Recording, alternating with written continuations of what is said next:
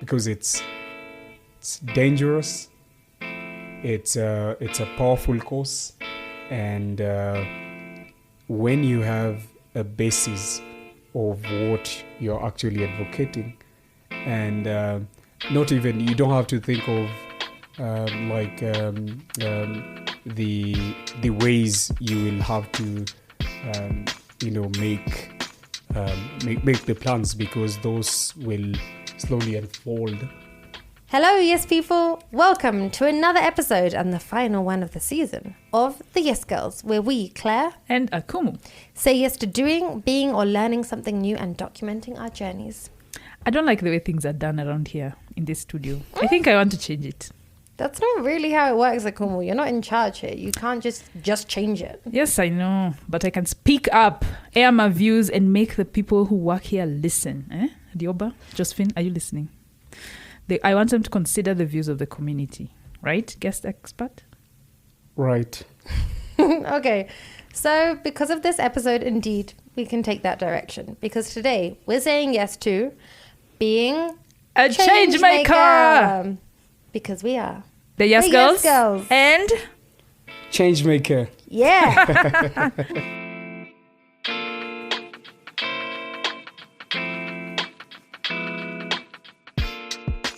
As we reach the end of season 7, can we get a review of a recent episode, Akumu?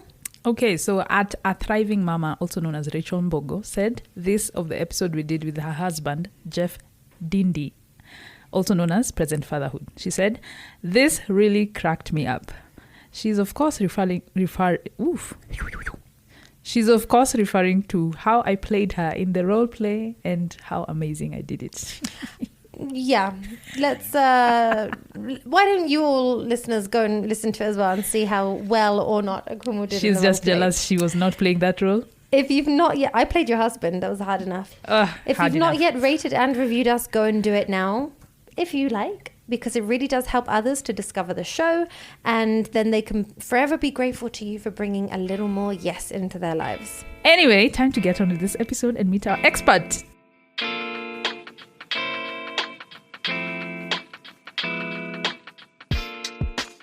This season, it's all about what we can do in studio, so we make it even more blindingly obvious that you and we and everyone can say yes to something new, even if you're short on time.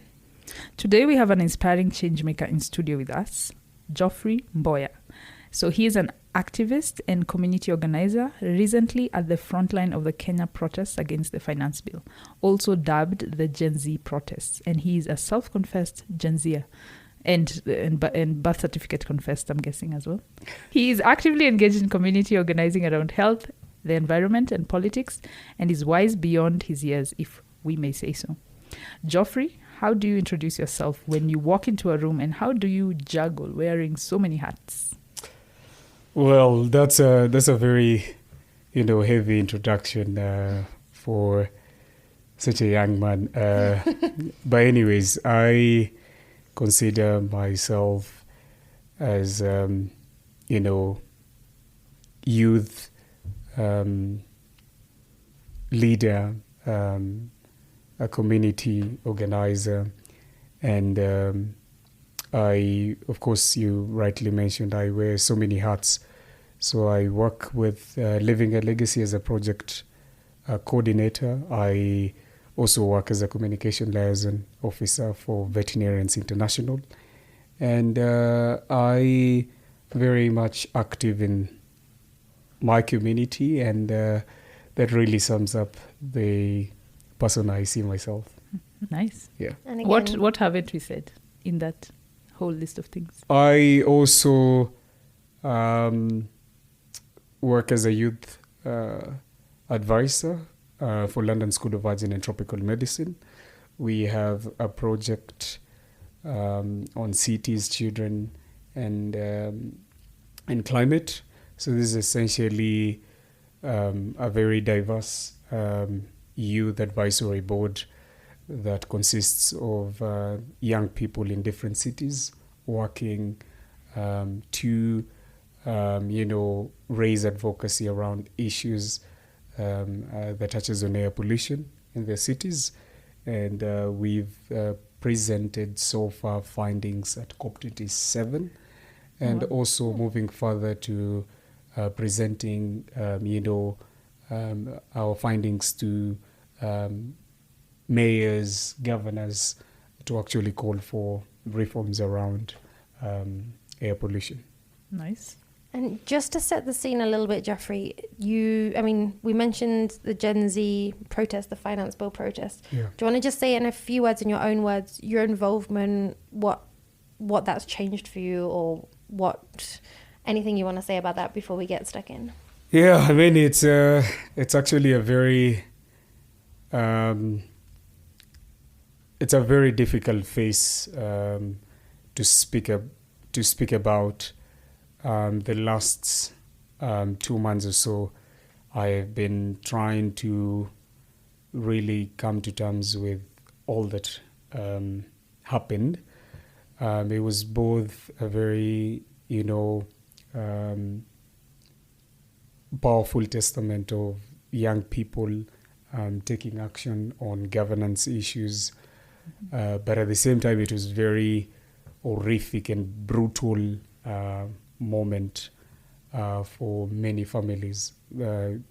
Many families have their lives shattered forever. And particularly for me, I witnessed horrific and brutal, first-hand experience. The fact that I was dealing with, folks who had been, murdered, documenting those cases, being at the morgue, and seeing the very bad state of our funeral homes, as they call it, but like city mortuaries. It's I can say it's hell.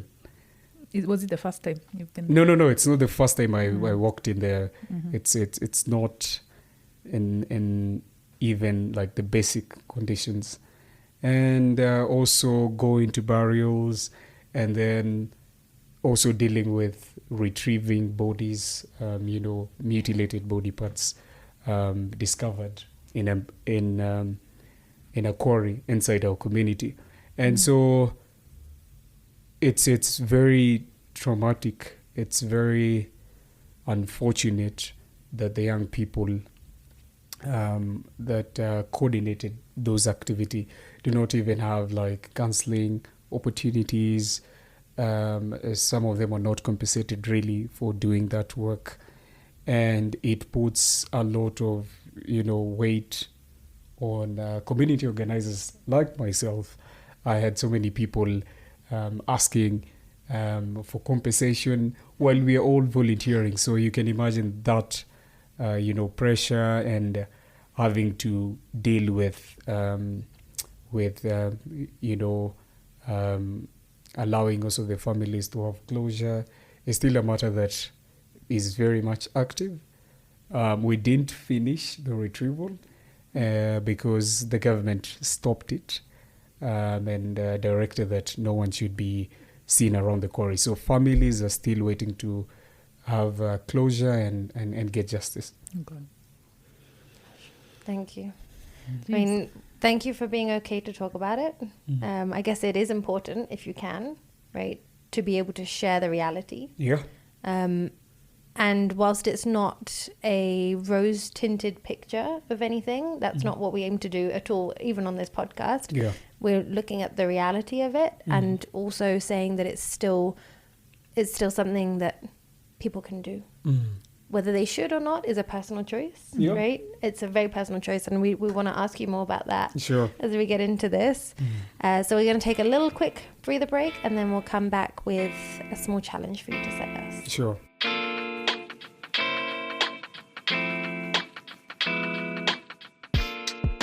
So Geoffrey, tell us our challenge. What do you want us to do in like 10 minutes? In 10 minutes.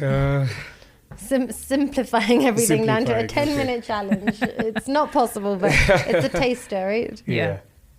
So actually in 10 minutes, the challenge that, this will spark a conversation, right? So the challenge will would basically entail you have a state, you have a constituency where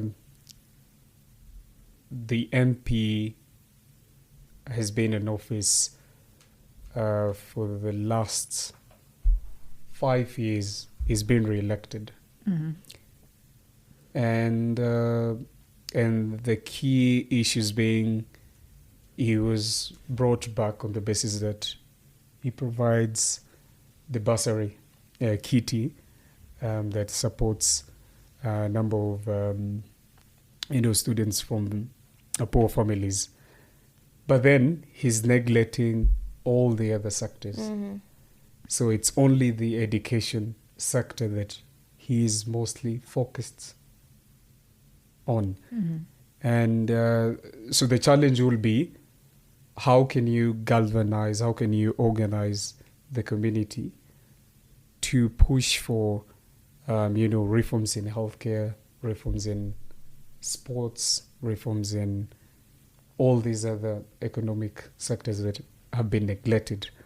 And yet, because we have the constituency fund allocated, but the challenge will be, and then this will obviously spark conversation amongst us. It's how can we, or what sort of ways can we organize the community to have the MP address these areas that he has neglected.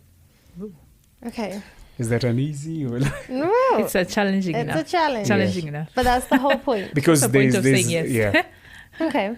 No, that's good. That's Okay. And we won't even ask if you've done it before. Let's just think hypothetical. We go in blind, Yes. and then you'll tell us. Okay. If we go completely off track, you can steer us back on the Perfect, right I course, love it, maybe. yeah.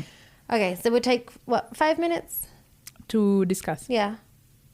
Action plan. We 5 can minutes. do 5 for this. Okay. Bearing in mind, neither of us have any clue about this at all. None of us have activism experience. No, except apart the one from episode. we one did. episode where we Yeah. were challenged to be activists, and we did terribly. Yeah. But let us not say that. the Let's lowest say- rank, Bias- the we're lowest giving you rank bias. challenge. Yeah, it was our lowest rated challenge, but we also had a very tough judge, a friend of yours. We'll tell you later. Okay, so this MP, we'll call him, because I mean the majority of No, MPs give a in name. Kenya. We have to get it. I need A a name. male Bob. John. Okay, so John is MP. He's been re-elected. So great education, because there's a bursary fund basically for disadvantaged young people to get education. That's great. But basically healthcare, infrastructure, crime. Nothing else. Basically people are murdering each other. No one's getting healthcare. The streets are piled up with rubbish, maybe, whatever it might be. Right? Yeah. Okay, so... How do Okay, you in the start? UK, Yeah. you have like clinics where you can go and talk to an MP. I don't know if you have. So, firstly, I don't know if we have any such forum where you can actually engage with your MP. I here. think there's. Or like write letters. Adele has been talking about this, right? Yeah. They're like open forums where you can go. Yeah. Right To now your, they are. to your MP. I don't know about my MP, but okay, he'll tell us. But yeah, I've seen Okay. it being advertised. This is how clueless I am. Okay. Like, but I've seen someone and another activist Okay. talking about this online. So yeah, there are spaces. Because what I like about what happened with the protests earlier this year, just a couple of months ago, 2 months ago now, they started, right? Is that there was kind of in some points, at some points there was like a step-by-step plan. So I think you need an action plan with different steps, right? So you can start like, okay, what do we already have access to? Are there opportunities to speak to this MP? Are there opportunities to speak to other decision makers and express our views, right? That's first. That's there. Yeah. Yeah. So if whatever's there, we take advantage of it. If it's letters, if it's emails, if it's Twitter spaces, X spaces, if it's clinics. Yeah, I MP think clinics. online doesn't really work. For this one, we have to go physical. Yeah, but you can use everything. There's Okay, a couple of to options to galvanize. go with, yeah. Okay, to galvanize other people, yes. Yeah, Twitter. exactly. Because we're saying it's not just maybe we have this opinion. We need to get other people behind us, Yeah. right? That's the challenge. So How do that, you get other people? that online is where we need to be.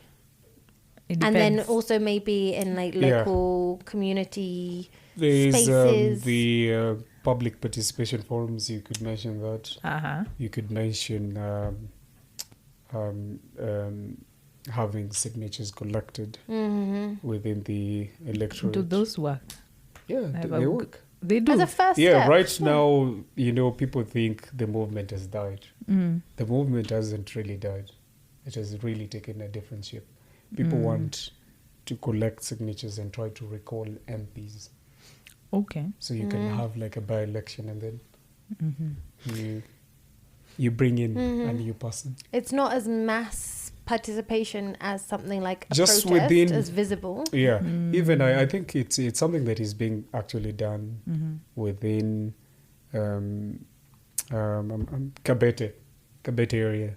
It's actually like a model constituency where the residents are actually planning to recall the MP. recall the MP. Okay. So if it works, then already it has worked in other places. It can work again. Previously, past this regime, it has worked. So, well, we want it to work massively across the country. Okay. So you could do the public participation forum. You could mention that. You could stage a protest. Well, that would be, like, in this kind of several step plan, I'd say protest would be almost the next one, right? Like, if the first stage doesn't... Is it like the third Doesn't step? work. I think, yeah. So I'm just throwing out these ideas, but like coming up with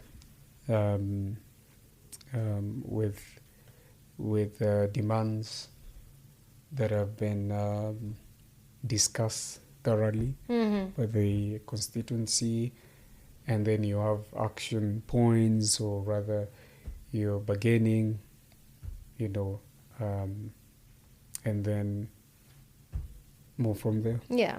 Okay. So the first So stage there's would a be couple, yeah. use the existing channels that exist to engage the decision makers. Yeah. See if there's some what do you call it? Some discourse there. Right? Yeah, discuss Is the channel between of you and them. communication open? Uh-huh. Then you could move to like written petitions and file them. Again, this is fully kind of within the scope of what is perfectly acceptable to society. Yeah, right? you start with those first. Yeah, and then you've got like community town halls. If you engage with community groups, NGOs, social justice societies within that constituency, maybe, right? Seeing, are you the only one with that feeling? Yeah. Get feelers out. If you've got the confidence and can get up and speak and say, okay, if you are interested, get behind me, leave your contact. I'll create a Telegram group or I'll create an X account. I don't But do know. you start that before? I think you do that before the Yeah. signatures, before the the public things. I Public think, Yes. participation? yeah, Yeah. you just give me like some reminders. So one, it's you have to look. You have to look into the available platforms and avenues where you can make inquiries regarding a specific sector. So if you think of it as a healthcare center, health sector, you look into the constituency, plan around health priorities, and then from there you can start questioning when the decision maker, say the health administrator within the constituency, doesn't respond to your queries. Then you could move to the social halls to have the public participation forum, and then you gather data, and then you could now come up with a plan. Would you want to take any legal action? Yeah, because then next steps could be protests, like mass protests, peaceful. You I know to we were talking about this with Laila in our previous episode, right? The right to free speech is not limitless, right? You need to, if you want to protest, you should file not a request, but a letter saying we want to protest this day, this place. We hope we'll have protection and cooperation of law enforcement this day, this time against this issue. You organize placard writing sessions and mobilize the community. Then next you can have what was the other thing I was thinking? Quickly, I just wanted to mention something interesting. Article that is I think 37 of our constitution. When you file when you want to host a public protest, you don't even have to wait for the police to respond. Just as long as you inform them and maybe drop the letter physical, then you're good to go. You could email them, so at least they know. If anything were to happen, if I'm sure all of us saw how our protest was infiltrated by so many guns, hired guns, and they were looting, they were destroying public property, they were stealing. So many things were happening. So that's the danger of like failing to notify the police that you're actually planning to protest. Yeah. Okay. So you have to do it, and you don't have to wait for them to respond. Yeah. And then there's other forms of protest where you could stage kind of what do I want to call it? More novelty things. Like I don't know how to talk about it, but example, like lions, sit-ins. Yeah. Boniface Mwangi, I know, spearheaded a lot of things. The pig. In many years, like pig's blood in front of Parliament. We're staying within the realms of the law, right? But if we're saying healthcare is really failing in that constituency, then tell everyone to go to the hospitals on a given day at a given time. That's the Occupy thing. Not an Occupy thing, but go and try and claim healthcare and say, look, the system's completely overwhelmed. Something like that. Everyone go out in hospital gowns and march, right? Something novel to catch the attention, because to get people involved in something, you need them to identify with it. Right. And I think that's what captured the hearts of the nation a little bit, is these were people that could be our kids, our brothers, our sisters, our neighbors, right? It's not other people. It's, we all know Gen Zs. Yeah. It's our brothers, sisters from all walks of life, right? Rich, poor, big, small, from up country, from Nairobi, bougie areas.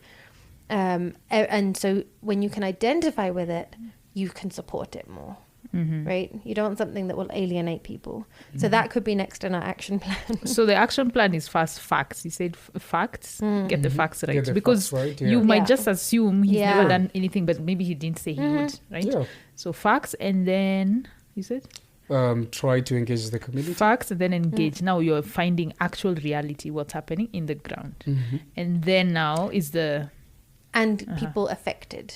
Yes, I think that's to get the stories. Exactly, I was listening to a podcast recently where it was a political case. They needed a political case to prove that people had been discriminated against because of a certain law, but they needed someone with cause. So not just someone who said, for example, it was, let's say it's about discrimination. Like it was about gun rights. Like if I could have owned a gun, I could have avoided my wife being murdered, or I could avoid this or that. And it's very hard to prove that cause. So they needed just one person who could actually show I was personally affected by this and I can prove it by law, to be able to take it to court. Because the other thing you mentioned, like going through the courts, you could say, if you can find someone who was denied healthcare or denied, or who, whose home was flooded because the gutters in front of the house just couldn't work because there was so much litter, and actually sue the local government, for example. I don't know if that's possible, right? But there's lawyers who take on such cases. But that will help. That would be even a next step after protesting, perhaps. Oh, so that's after expensive. That's a big deal. You don't go into that lightly. That's not a 1 day or 1 week thing. That could be a 10-year thing. Yeah, I think the most dangerous thing about doing activism without having a cause or without having your facts right is you easily get swayed by, different subjects that are coming up. I was having a chat with a friend of mine. He's been doing activism since the 70s. He founded the Treatment Action campaign for HIV victims in South Africa. And he mentioned to me, today's radicals, some of them do not have a base. They do not belong to any movement. They get into activism because it's like a fashion. It's a trend. It's actually like a fashion. It's something that is resonating with like his peers and his generation. But the truth of the matter is you need to be well informed, because it's dangerous. It's a powerful cause, and when you have a basis of what you're actually advocating, and not even, you don't have to think of the ways you will have to make the plans, because those will slowly unfold when you meet your peers and people and like-minded individuals for you to formulate those plans. But it's important to have your facts right. Yeah, because otherwise you could end up with egg on your face. Yeah. And when it's easy to say, I mean, neither of us are let's say, engaged or activists. Yeah. But I think not yet. Yeah, but you'd have to. There might be opinions we hold, and our opinions could be changed in a matter of minutes by someone presenting us with actual facts. Yeah. Right. Yeah. Finance bill, for example, I don't know enough about it to make a very, very strong opinion. I can have an opinion, but I could easily be swayed with very detailed facts. Yeah. Because I think if you don't have that, then you don't have grounds to really. Well, let's not actually. Maybe I'm going to backtrack on that. Do you maybe to be a leader, right? To organize, to activate the community, to get people behind you, you need to be incredibly informed, right? Because people are looking up to you, right? And then if halfway down the road you actually say, actually, you know what happened? I was wrong about that, right? Because you didn't get your facts right. But I guess if we say you need to be super informed and know your subject really, really, really well to join a protest, that could turn people away, right? You can have an opinion, have some facts, not just follow blindly. I think there's a difference between having all the facts and following blind, right? There's the two extremes. You want to be somewhere in the middle, right? But as a leader, you need to be. But as a leader, you need to have your facts. But protesters, because there's a responsibility as well, right? Yeah, there is. I think there is quite a huge responsibility that is bestowed upon activists as their people's representative. If you think of it, someone like Boniface Mwangi, many people might disagree with how he openly does his activism, but many collective individuals like me who knows Boni and how he's he's thinking around different ways of communicating the general advocacy that touches on people. It's inspiring. I was reading the other day the foundations of democracy, and they talk about the history of Athenian democracy that actually listed three classes. So the poor, the ignorant. I'm trying not to forget the other class, but like this set of classes, if you aren't really informed how democracy was formed, because democracy works as the majority of the people win. If you're a majority, you win.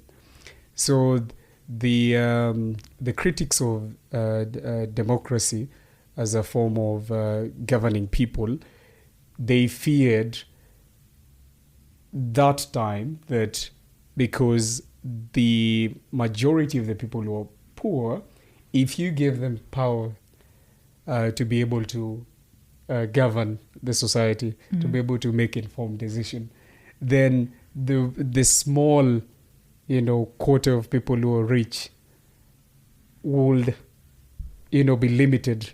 Their power will be limited by their power. So it's actually very, very much important that we take that into account. Mm-hmm. Yeah, and let's face it, because representative democracy is the majority wins. Yeah. And it could be a very small majority, or in a first past the post system like the UK, it could actually not be an absolute majority at all, right? To win in the UK system, it's by constitution. It's by constituency, right? So you could win in your constituency, and then the number of the party that has the greatest number of constituencies, right, gets to form a government. But it doesn't actually mean that they got a majority of the votes. It's not a democracy from the lowest level. It's a different kind. It's there's even another layer, right? Yeah. So you're likely to have either a minority or even a small majority of people who do not feel represented by a government, for example, because they did not vote for that government. And so there's always going to be that tension, right? Yeah. But it's what do you do with that discontent, and how do you channel it in a healthy way? But that can bring about change. Yeah. So I don't know. I don't know how well we've done in this role play. We've kind of said the different levels. We've got a bit of an action plan. At least we know. We can. Yeah. If at least we know how to be you in a week. We just have to facts. Easy. We have a step actions plans. Yes. Not that we'll do it, but we have an action plan. Before we dive into asking you some more questions, Geoffrey, how do you think we did in that very brief role play that you gave? I think I would rate you guys at 8. You're very, very well articulate about some of the plans you could narrow down to organizing a constituency. And one of the things that was quite impressive is the fact that both of you, cemented the idea that we need to inform and engage the public before making necessary steps. Okay. Thank you. Yeah. We're doing well this season, Akumu. It's still, activism is still a tough one for me. So we should all be activists. We are very good at being an activist online. Slacktivist. It should match with... Instactivist. Slacktivist, no? Instactivist. Yeah, Instactivists. I struggle with that term as well. Really? Yeah. So cool. We have a few questions. I know we've already gone into quite a bit. Yeah. So a few questions just to dig a little bit deeper, if you don't mind. Sure.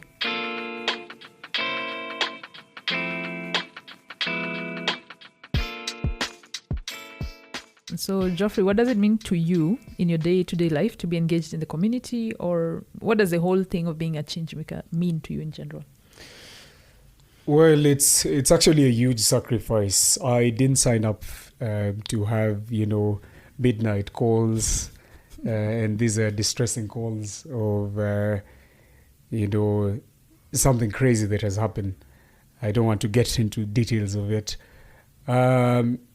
It's a commitment of public service, and one that is not on a short-term basis. It's a long-term basis. It's when you get into activism, you're there to stay.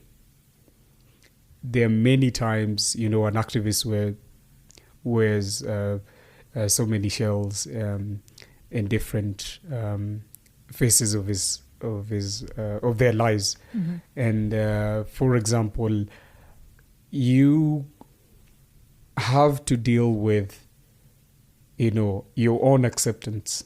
One time I'm out in the street. The second time I'm spending alone time. Then I have to balance it with my work, family, and all this responsibility. But then it enables you to thicken your muscles and your skin. And at times that doesn't work. Mm-hmm. But I'll just say my outward looking and the way I perceive things, they're actually formed by my interactions with different people and my engagement on different causes. They help me to day by day become an effective leader. Okay. How long have you been doing this? I've been doing this for quite a while, since I was 14, 15. My God. Jesus. Wow. Wow. Yeah. Now, there's a question we'd not written down here, but I'm so intrigued by, because it's a really practical thing. You mentioned how this isn't a paid thing. No one's employed you. No one employs you to be an activist or a community organizer. And I've often asked myself this question: how do you pay the bills? Because this is not something someone's paying you to do. And in fact, people are probably asking you for money or expecting money from you because you're the leader, right? Oh, you want us to come protest? Okay, give us money. We need transport, right? Or compensation. I've got injured. Who's going to pay for me? How do you find, perhaps in your situation or just in general, you don't have to talk about your personal situation, how does that cause a tension sometimes? Is it a big thing that comes up in conversations or in day-to-day life? Yeah, it's actually a very good question and a very practical, question that we face as activists.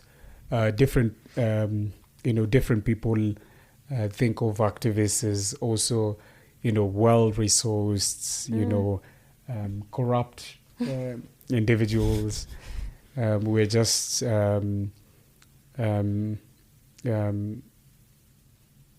seeing someone like Hanifa being, publicly shamed, yet she gave out a very detailed analysis regarding how the public funds were used to pay for the bills, to cover for the burial expenses and all that. Just to pause there, so you mentioned a name. I want to make sure I understand it, and also we can just explain it to the listeners. Yeah. The name you mentioned? Hanifa. Yeah. Who is? She's an activist. She's a well-known activist. Here in Kenya, who was involved in the protests. She was collecting money. She was collecting money. Okay. Yeah. On Twitter, right? Yeah, Twitter, and that was to cover the cost of burials and... Yeah. Okay. Kenyans generously donated. And she did a very excellent job. A very, powerful and not easy job.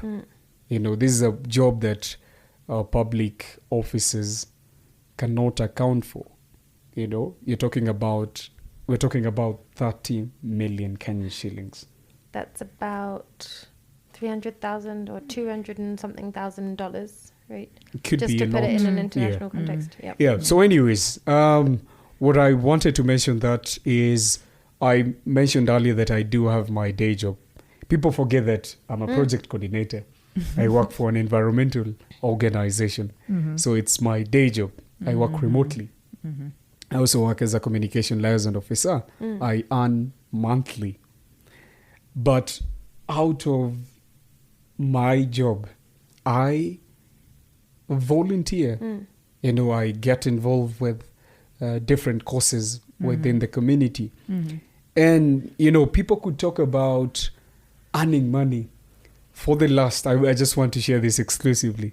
For the last 2-3 months, I haven't worked because of my commitment with my activism. So I've sacrificed my job. I wrote to my both organizations about my involvement with the protest and just to inform them. I haven't worked, so I've been using my savings. Oh my God. To at least cover my bills, my, personal stuff. So this is way beyond the superficial things people think about. Yeah. It's a huge sacrifice. I remember in Mukuru when we were doing the retrieval, we took a few patients to Mama Lucy Hospital. Then after they were discharged, it was difficult. Get this, it was difficult for me personally to give the volunteers money for transport. So we bundled ourselves inside an ambulance back to the community. I got into the ambulance with 10 other folks, and some of them are really like, they have bandages all over, and it's hard for them to even be in that position. Yeah. So it's a huge sacrifice. People forget these are untold stories. people need to hear this rather than just, coming out to say, different, to drive a different narrative. But at the same time, it's good to always be accountable. Any project or any community activity that I get involved with, and they and people say, donate money, I like to account. I like to work with a team. Whenever I have finances that deals with any community issue, I like to work with a team that can hold me accountable, that can ensure that we're treating the money that has been donated to the right causes. So it comes with just being an activist. You have to be ready to be attacked for anything, right? You're constantly getting intimidation, harassment, abductions. We are now the 4th week since Bob Jaggi, Aslam Lawton, and Ismail. 3. And Ismail Lawton were abducted in Kitengela. We don't know where they are. The acting IG police, Masengeli, has failed to honor the court proceedings. So he's now being charged for contempt of court. And tomorrow we're just awaiting to hear the verdict. And it's a serious thing, because how can public officers who fail to obey the rule of law by just showing up to court to answer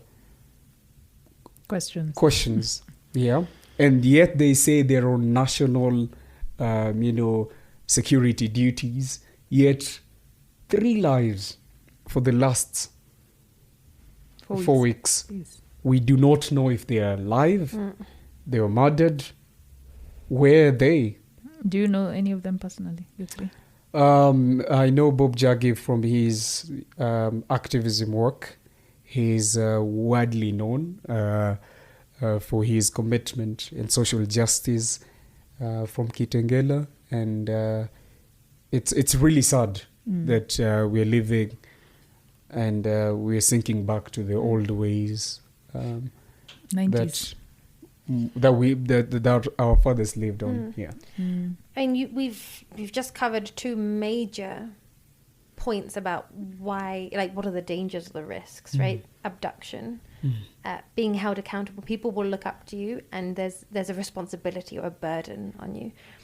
So for those of us, and I include myself in this, those of us who stay safe at home and maybe complain but don't get up and make change, right? We say, I really don't like this system, but I'm not going to do anything about it, apart from complain to the people around me who share the same opinions, probably, right? Worst case, Twitter. Yeah. Not even. X. Yeah, I don't want to invite the controversy or, we God. did an activism episode, and the cause that I was really more passionate about, I avoided because of the controversy that it might have caused, right? We talked about it on the episode. So teaser there, go and check out that episode. But why do you think, what are other reasons more, it could be practical, it could be principled, why do some people, what do you think holds people mostly back from engaging, from trying to bring about that change? Why do we just complain or just accept? Why do you think? And why are you able to overcome them? What makes you and others of your ilk different? Yeah. Honestly, you have no choice. And here's the stark reality. You have no choice to be part and parcel of the movement that is unfolding right now in our country. If you stay silent, you're actually also complicit for what's happening within your environment. I can't stay silent when we have women brutally murdered, put in sacks in my community. You can't stay silent. You can't stay silent in a country whereby an airport is getting into a deal with an Indian billionaire, and there is no proper working formula for the Kenyan workers. Mm-hmm.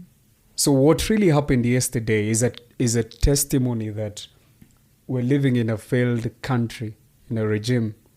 Nairobi is a global capital. We have UN offices. We have a lot of foreign business and investment that have taken huge interest in our city. This is a city of hope and dreams, but that is being shattered by our very own government. So I think we need to take on political education at all levels. Mm-hmm. People need to be educated how we came from a one-party state to now become, a multi-party state. Right now, the state has captured the opposition. So we don't have a strong opposition that is holding our country accountable. Our president is running this country like a local, shop somewhere in Eldoret.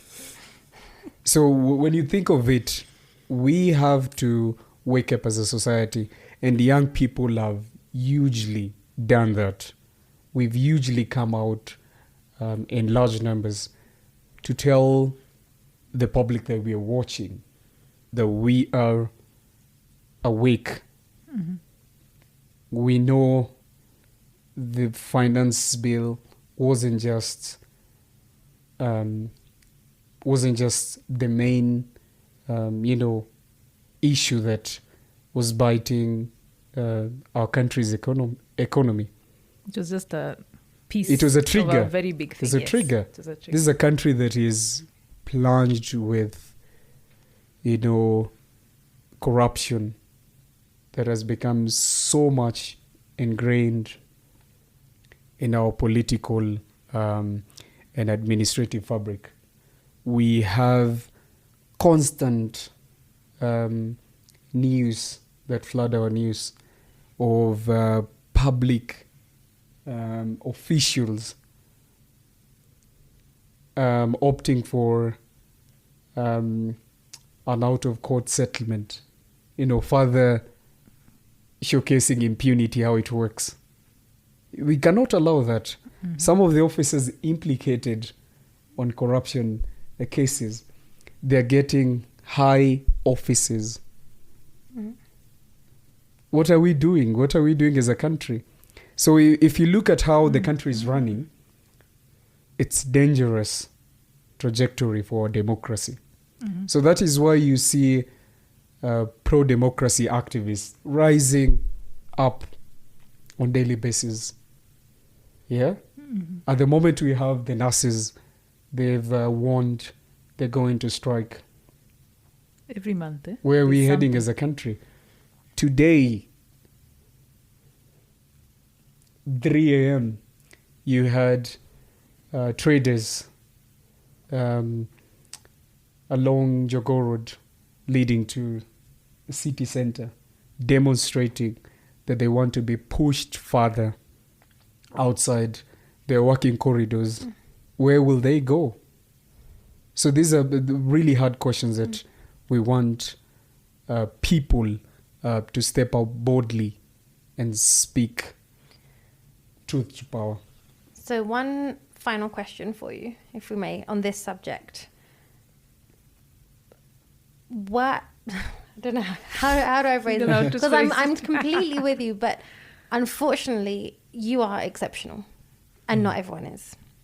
So how can the average person, the person who doesn't know where to start, the person who doesn't feel that they can take the risk, who doesn't feel comfortable with it, how can anyone get started in their own small ways, right? To them, it might be bold, or it might just be a small way to help bring about that change and say, I disagree with this and I want to do something, even if it's small? How can anyone do something better than nothing? Yeah. I usually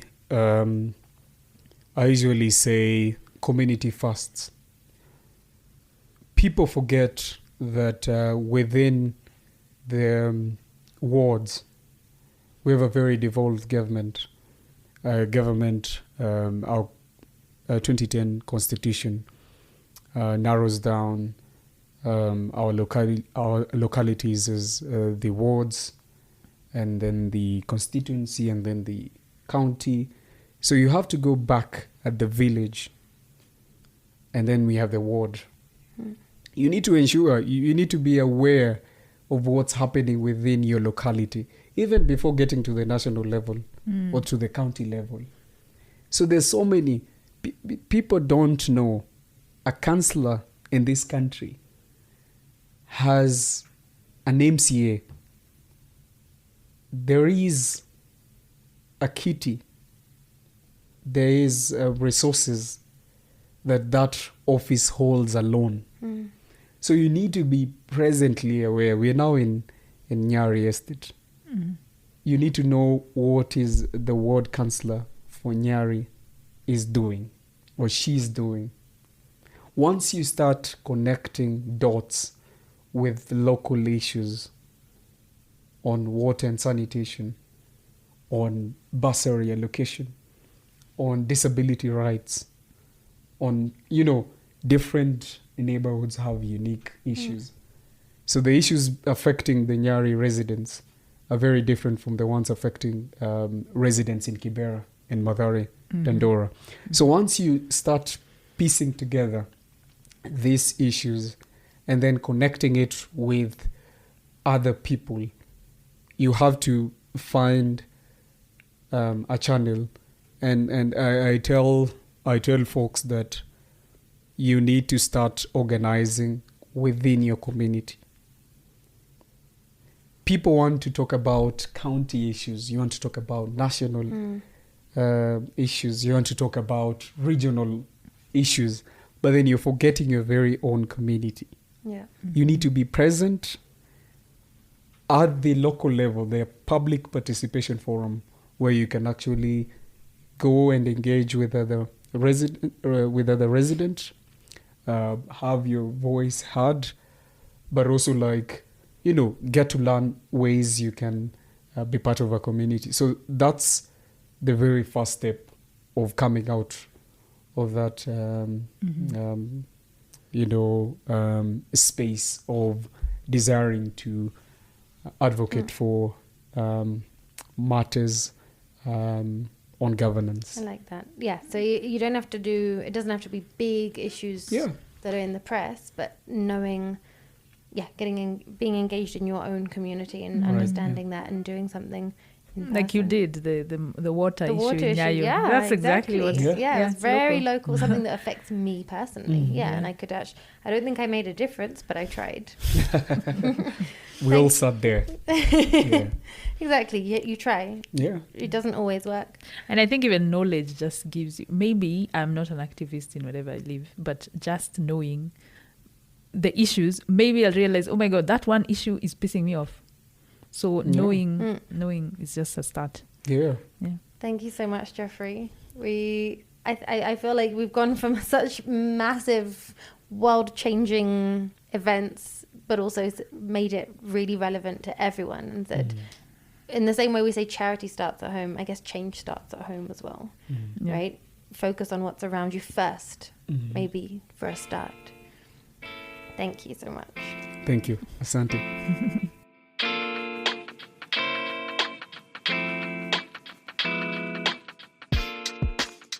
So you can find Geoffrey at Resilient Mboya. Yeah. Correct? So Resilient Mboya, that's Mboya. And of course, you can find the Yes Girls on all social media platforms at Yes Girls Podcast. You can send this episode to a friend who maybe wants to make some change around them, or share another favorite episode with one of your WhatsApp groups or on social media. Share the do, be, learn, love. You never know what you might make happen. And some thank yous. Rise up and celebrate our producers, Sampisha Productions with Rioba and Ernest at Snowball Industries, Nairobi. Take to the Streets for Ped O'Brien, the wonderful musician who composed our theme song, as well as Kags, who designed our beautiful logo. And of course, you, all listeners and members of our community, you are engaged in this community and we love you for that. And as usual, we hope this inspires you to say yes to a little more doing, being and learning something new around your locality. And Geoffrey, one more thing before you go. We ask all our experts, what's something you've recently said yes to? Could be something small, could be a big thing, but something new you've said yes. Okay, he does big things, so maybe he needs to things. tell us a very small thing. Small, yeah, to make us feel like we're all humans on the same level. Something you've recently said yes to. Learning to say no. Mm-hmm. Interesting. I think I say yes to many things. So I'm now learning to say no to a number of things, because you can't pour from an empty cup. So you need at least to not just fill up your cup, but at least ensure that I practice self-care, ensure that I have my own time. I need to do that more, and so it's something that I'm very much now presently aware and practicing. Nice. So you're saying yes to saying no. Yeah. That's Awesome. important. Self-care as well. Saying yes to self-care. Okay, so that's it for this season of the Yes Girls. Thank you, Geoffrey. You're the last one out of 6. And the best one to finish with after the last 2 We have no 2 months. We have no favorites. But it's in terms of relevance. Finished on a big one. In terms of epic relevance right now in Kenya. Yeah. Yes. But don't worry, as usual, you don't have to wait long to get some more yeses, because we'll be next in your feed with a yesticle. So wait for that. So we'll be back with you soon. But in the meantime, keep saying yes, whether it's to big things, small things, or anything in between. Because I'm Claire. And I'm Akumu. And together we are the Yes Girls and Changemaker.